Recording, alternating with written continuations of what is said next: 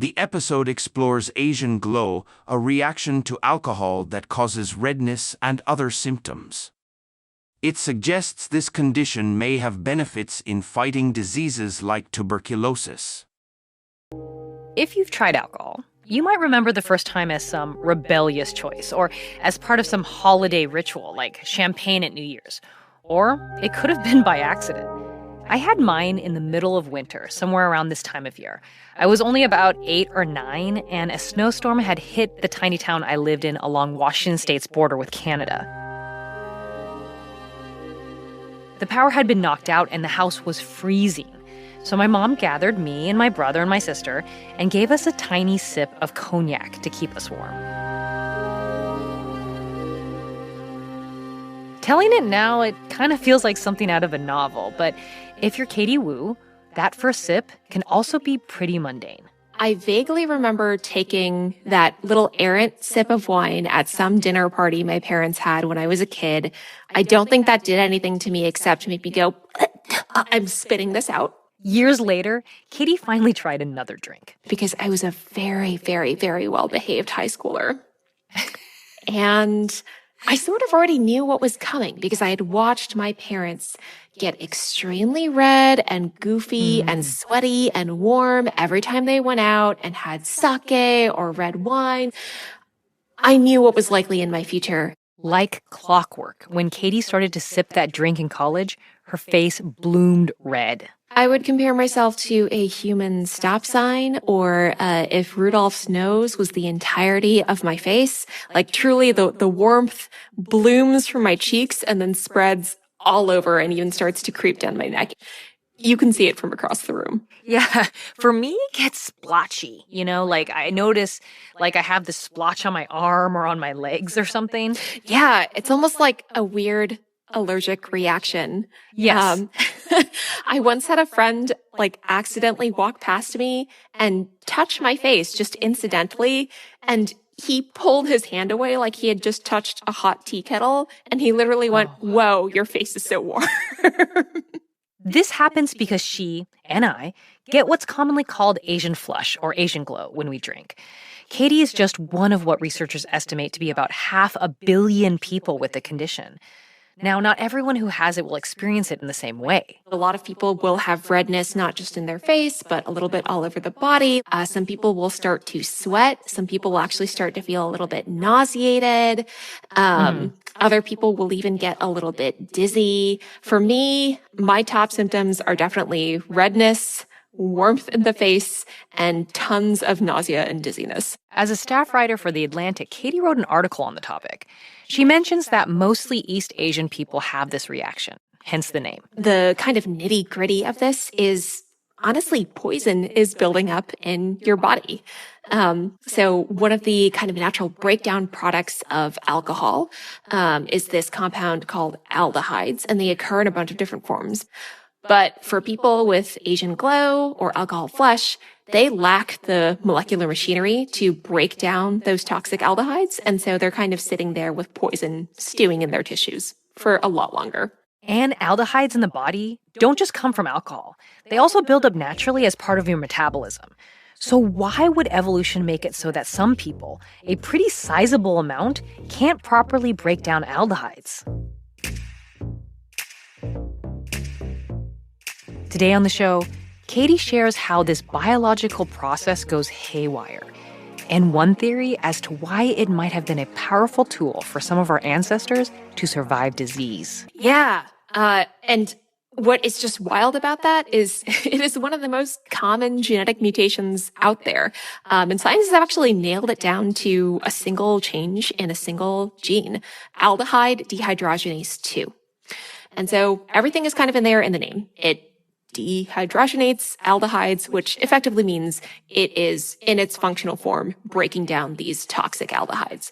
But for people with a mutation, they make basically a broken copy of this aldehyde detoxifying machine.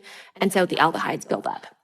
I will say that, because all of us carry 2 copies of every gene in our body, most people are actually heterozygous, which means they carry 1 normal copy and 1 broken copy.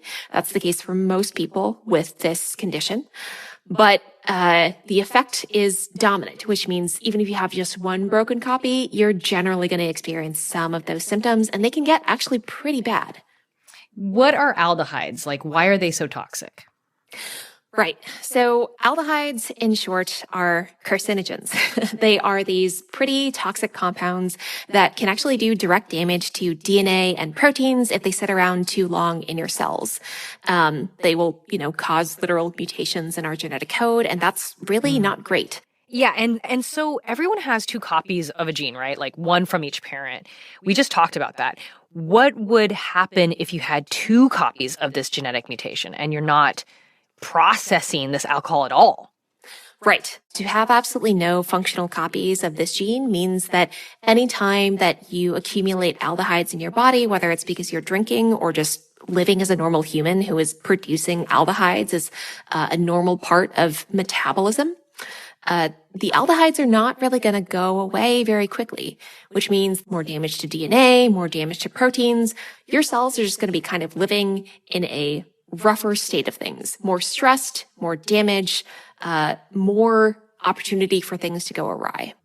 One possible way to sort of think about it is like, if you picture a sink that's draining and what you want to do is get rid of all the poison in the sink by fully draining it, and the faucet is running.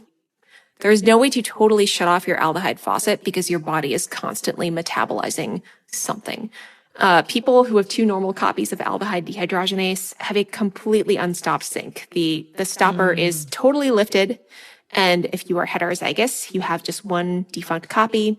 It's lowered maybe halfway, but water is still dribbling through. If you have no functional copies, you've basically plugged that sink. And then when you're drinking, it's like Right. Okay. Yeah. I mean, when you're drinking, it's like you've not only got the faucet dripping, but you've got like a gallon jug that you're also just pouring into the sink. And so, like, how does the body get rid of these aldehydes if there is a buildup? Right. So there are some backup systems in place, other ways that the body can get rid of aldehydes, but they have traditionally been thought of as, backup systems, secondary, maybe not as effective. So it's not like the poison will build up and suddenly you will just dissolve into a sludge of aldehydes and you will cease to exist. Eventually, this will all break down. But basically, you can think of it as people with this mutation sort of stewing in poison a little bit longer than people who have functional copies of this aldehyde cleanup system. Oof. And in your article, you write that by one line of evolutionary logic, I and other sufferers of so-called alcohol flush shouldn't exist. What's your reasoning there? Yeah. I think the main thrust of that argument is just that it is absolutely bizarre that there are so many flushers around today. 500 million people. That is absolutely bonkers for a mutation that not only makes it difficult to drink, but raises your baseline risk of a bunch of health conditions that are not benign. Esophageal cancer, certain kinds of cardiovascular disease. This is not a fun thing to have. I mean, you are basically walking around as a human that has a lot more poison sitting in their tissues, which isn't generally something that evolution selects for. Now that we've gotten that out of the way, let's swing positive, like your article does. So recently, an NYU microbiologist, Heron Darwin, and her colleagues reported their findings that people with this mutation might be especially good at doing something else, right? Right. So if you sort of spin this story the other way, it's not why are there so many people with this broken gene walking around? It's what might have made that version of this gene super useful to our ancestors in the past. And one possible answer to that is it might have helped us fight off a bunch of different infectious diseases. And I kind of love the logic here, right? Yeah. We know that there is a kind of poison component to this story. Having this buildup of aldehydes in our body is bad for our tissues.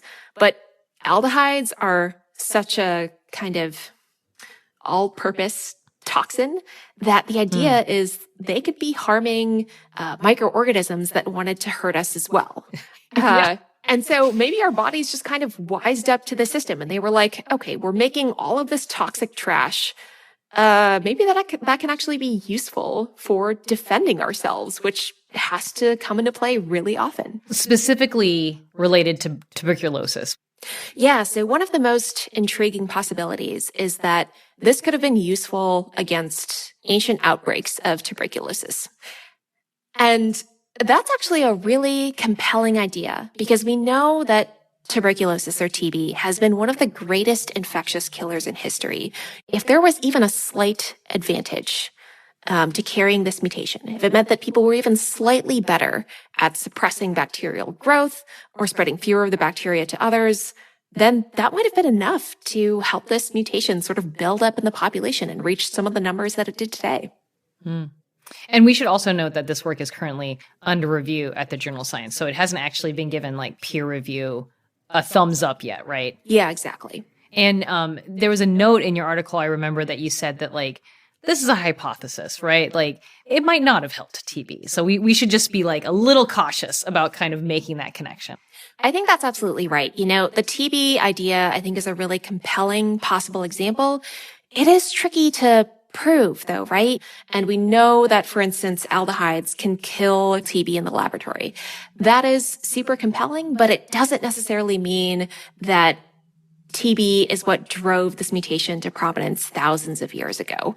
A lot of experts who weren't involved with the work told me infectious disease writ large probably was a huge influence here because there's evidence that aldehydes are bad, again, not just for our tissues, but a ton of bacterial cells. Maybe they could have even been bad for parasites or viruses, which also have to have, proteins and genetic material to function. So even if it ends up not being TB specifically, or it ends up being TB, but also a bunch of other stuff, that still points to a possibility that infectious disease is what was kind of in the background making a bunch of us flush when we drink alcohol today. Thank you, Katie, for validating my struggle and showing that there might be a positive to it. Yeah, I mean, what I kind of love is that this story gives me a reason to be a little bit proud of this mutation, whereas I always had to be like, oh, yeah, I'm getting red again. I'm sorry. Like, I'm that person. But you know what? I feel like it's something that you can wear proudly as a badge from now on, if you choose to. Oh, I'm going to. Thank you so much for coming on our show. Of course, anytime.